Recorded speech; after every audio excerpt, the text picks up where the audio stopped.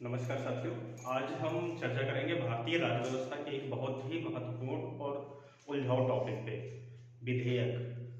तो भारतीय संविधान में कई प्रकार के विधेयक हैं। तो मूलतः अगर देखा जाए तो 5 प्रकार के विधेयक हैं। और कौन सा विधेयक कहाँ पेश होगा, कहाँ पेश नहीं होगा, किसके लिए राष्ट्रपति की मंजूरी की आवश्यकता है, किसके लिए नहीं है, किन किन विधेयकों में संयुक्त बैठक जो है बुलाई जा सकती है, किन में नहीं बुलाई जा सकती है, या फिर किस विधेयक को लेकर राष्ट्रपति की क्या शक्तियां हैं, राष्ट्रपति अपनी किन किन शक्तियों का उपयोग कर सकता है, और उस विधेयक पे राज्यसभा की क्या स्थिति है। इन सब का हम एक चार्ट के माध्यम से अध्ययन करेंगे। ये एक थोड़ा सा उलझाऊ टॉपिक होता है, क्योंकि हम जैसे 5 प्रकार के विधेयक होते हैं आपके: साधारण विधेयक, धन विधेयक, वित्त विधेयक 1, वित्त विधेयक 2 और संविधान संशोधन विधेयक। तो पढ़ते तो हैं हम सब और पढ़े भी रहते हैं, हमें याद भी रहती है चीजें, लेकिन कभी कभी जब ये परीक्षा में पूछा जाता है तो हम कंफ्यूज कर जाते हैं कि ये इसमें क्या था, इसमें क्या था।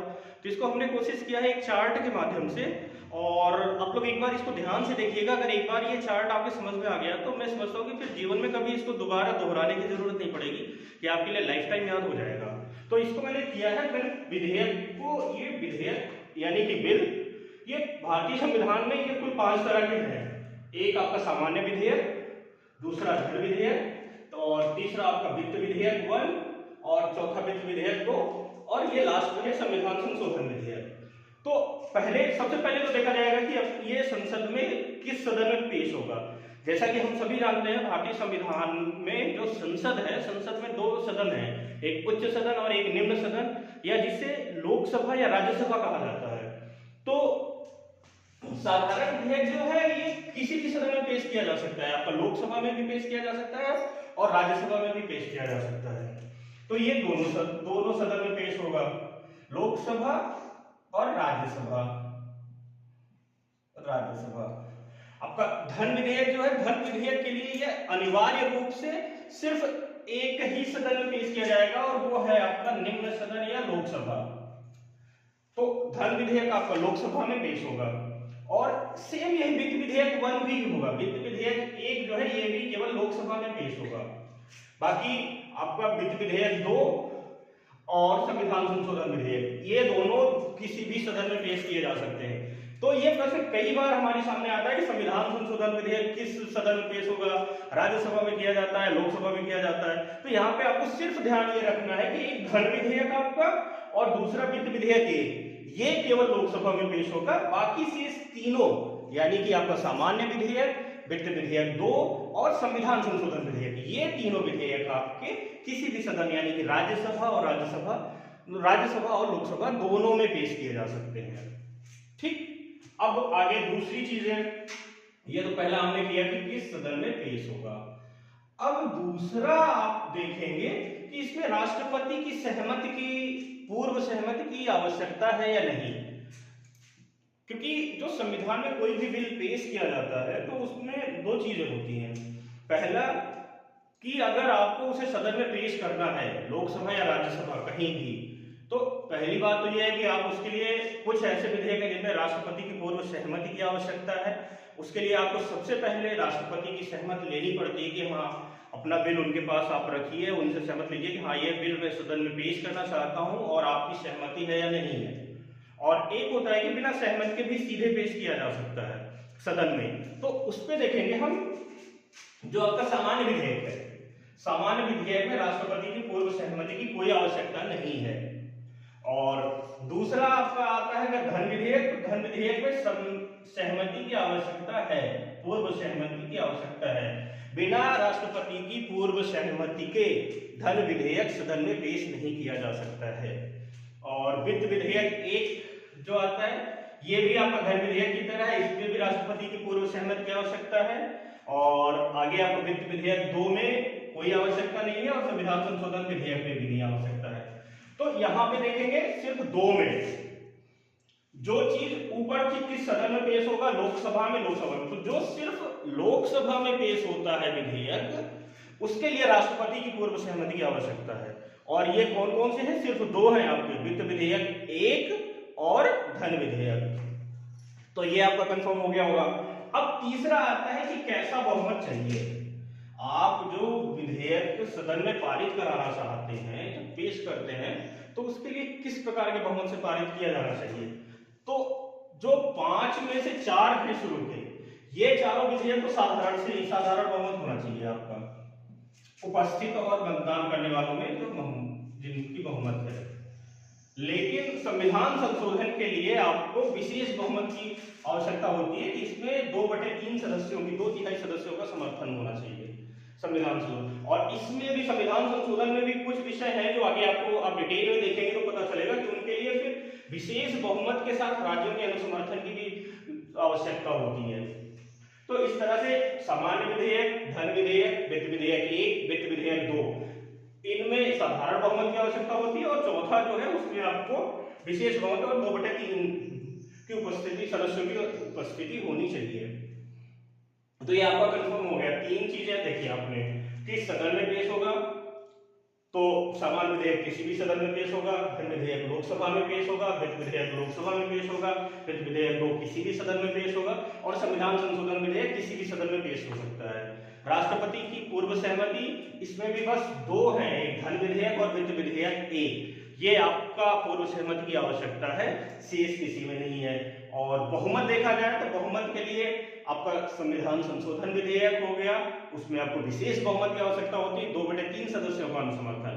बाकी शुरू के जो 3 है आपके 4 है आपके सामान्य विधेयक, धन विधेयक, वित्त विधेयक 1 और वित्त विधेयक 2, इसमें आपको साधारण बहुमत की आवश्यकता होती है। अब एक और विधेयक में कॉन्सेप्ट आता है आपका संयुक्त बैठक, ज्वाइंट सिटिंग। ये आपका आर्टिकल 108 में दिया गया है, संविधान के अनुच्छेद 108 में। तो ये भी पूछा जाता है कि किसमें संयुक्त बैठक बुलाया जाएगा, उसकी बुलाई जा सकती है या नहीं बुलाई जा सकती है। तो इसमें देखिए, संयुक्त बैठक किसी भी विधेयक में बुलाई जा सकती है, सिर्फ एक धन विधेयक को छोड़ के। धन विधेयक जो आपका मनी बिल है, मनी बिल में ज्वाइंट सिटिंग नहीं, संयुक्त बैठक नहीं बुलाई जा सकती है। बाकी शेष चारों विधेयकों में आपकी ये संयुक्त बैठक बुलाई जा सकती है। तो ये हमने चौथा कॉन्सेप्ट क्लियर किया। विधेयक से संबंधित किस सदन में पेश होगा, राष्ट्रपति की पूर्व सहमति आवश्यक है या नहीं, कैसा बहुमत चाहिए, और संयुक्त बैठक होगी कि नहीं, ये 4 कॉन्सेप्ट हुए। अब एक और थोड़ा सा ट्रिकी आता है, 5वां, राष्ट्रपति की शक्तियां क्या है, पावर ऑफ प्रेसिडेंट। तो देखिए, विधेयक में मूल रूप से राष्ट्रपति के पास 4 शक्तियां होती हैं, 4 तरह से वो काम कर सकता है। या तो अनुमति दे देता है, या तो अनुमति न दे यानी कि खारिज कर दे, तीसरा पॉकेट वीटो कर सकता है, और चौथा पुनर्विचार के लिए भेज सकता है। अनुमति दे, अनुमति न दे, पॉकेट वीटो करे या पुनर्विचार के लिए भेज दे। तो इसमें हम देखेंगे, पहला आपका सामान्य विधेयक जो है, इसमें चारों चीज कर सकता है। वो चाहे तो अनुमति भी दे सकता है, चाहे तो अनुमति न दे, चाहे तो पॉकेट वीटो कर दे, और चाहे तो पुनर्विचार दे तो वापस भेज दे। सामान्य विधेयक में। धन विधेयक में आपके साथ 3 तो है, शुरू की 3 चीजें तो है, चाहे तो अनुमति दे दे, चाहे तो खारिज कर दे, चाहे तो पॉकेट वीटो करे, लेकिन चौथा नहीं, ये तो मैंने रेड कलर से यहाँ पे मेंशन किया है, पुनर्विचार के लिए नहीं भेज सकता है। राष्ट्रपति कभी भी धन विधेयक को पुनर्विचार के लिए नहीं भेज सकता है, और ये इंपॉर्टेंट कॉन्सेप्ट है, यहां से कई बार उलझाने वाले प्रश्न बनते हैं।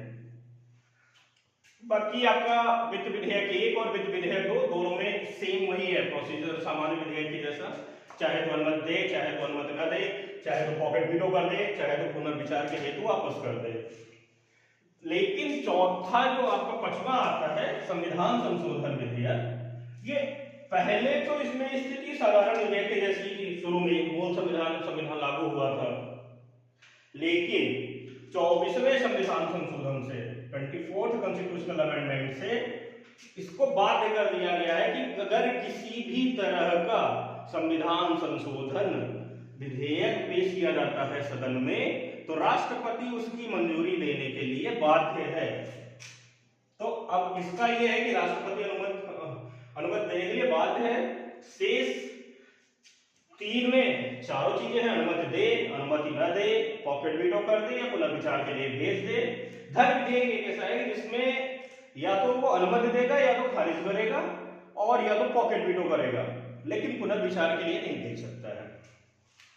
अब सबसे लास्ट और छठवां कॉन्सेप्ट आता है राज्यसभा की शक्तियां, कि विधेयकों पे राज्यसभा की क्या शक्तियां हैं। तो देखिए, साधारण विधेयक में तो राज्यसभा की शक्ति जो है वो लोकसभा के समान है। जैसे जो प्रक्रिया आपकी राज्यसभा में ये लोकसभा में अपनाई जाती है, वही चीज राज्यसभा में भी अपनाई जाएगी। लेकिन एक जगह थोड़ा सा कमजोर पड़ जाता है, वो है आपकी संयुक्त बैठक, क्योंकि संयुक्त बैठक में मतदान किया जाता है। अब अगर मान लीजिए कोई आपका मान लीजिए एक विधेयक है एबीसी नाम का विधेयक है जो लोकसभा ने पारित कर दिया है, लोकसभा। अब ये राज्यसभा ने नहीं पारित किया, ठीक। अब क्या हुआ, दोनों में विवाद हुआ, उलझाया है, क्या हुआ, चलो अब क्या हुआ, इसमें आपको गिला दी गई क्या, संयुक्त बैठक। अब इसमें एक सदन अड़ा है, ये अड़ा है कि नहीं, ये तो विधेयक पारित करना है, और ये अड़ा नहीं है, लड़ा है, ये लड़ा है कि नहीं, ये नहीं पारित करना है, ठीक। तो यहाँ पे जब संयुक्त बैठक बुलाई जाएगी तो उसमें शक्ति किसकी कमजोर पड़ेगी, जिसकी संख्या कम है उसकी शक्ति कमजोर पड़ेगी। तो यहाँ पे राज्यसभा जो है, क्योंकि राज्यसभा में सीटें लोकसभा से कम होती हैं सदस्यों की संख्या, तो संयुक्त बैठक में इसकी शक्ति कमजोर पड़ती है साधारण बिल पे, अदरवाइज बराबर है हर जगह। अब धन विधेयक आता है।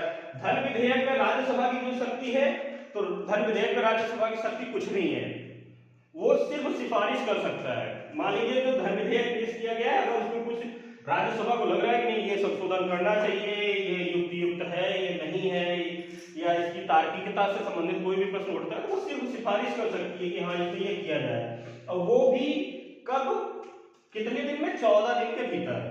तो 14 दिन के भीतर केवल सिफारिश कर सकती है, उसके अलावा उसको कोई भी अधिकार किसी भी प्रकार का नहीं दिया गया है।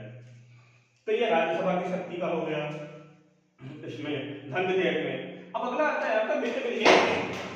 वित्त विधेयक एक जो है ये आपका राज्यसभा में पेश नहीं हो सकता है, तो ये भी कई बार होता है कि राज्यसभा में, तो ये राज्यसभा में पेश नहीं हो सकता है, लेकिन बाकी जो शक्तियां हैं वो साधारण विधेयक के जैसी हैं, ठीक। और अगला आपका आता है वित्त विधेयक 2। इसमें भी शक्तियां वही है, साधारण विधेयक की तरह है, और इसकी जो संविधान संशोधन विधेयक है, इसमें भी राज्यसभा की शक्ति जो है वो लोकसभा के समान है, ठीक। तो इस प्रकार से आज हमने एक देखा विधेयक से संबंधित कॉन्सेप्ट। इसमें आपके जो संविधान में 5 प्रकार के विधेयक है उनको मैंने कोशिश किया है कुछ पॉइंट एक चार्ट के माध्यम से कि एक साथ आप उसको देख लें, एक साथ उसको देख लिया जाए, और कौन सा विधेयक किस में कहाँ पेश होगा, कहाँ नहीं पेश होगा, कहाँ उसकी सहमति की आवश्यकता है, कहाँ नहीं है, कैसा बहुमत चाहिए, कैसा नहीं चाहिए, और जिसमें संयुक्त बैठक होगी। तो आप ये चार्ट के माध्यम से एक बार में अपना कॉन्सेप्ट क्लियर कर सकते हैं, तो बार बार इसे पढ़ने में कंफ्यूजन आपको नहीं होगा। तो आज बस इतना ही रखते हैं, आगे फिर हम देखेंगे, और इसी तरह से अगले किसी वीडियो में हम एक नए टॉपिक के साथ आएंगे। Thank you.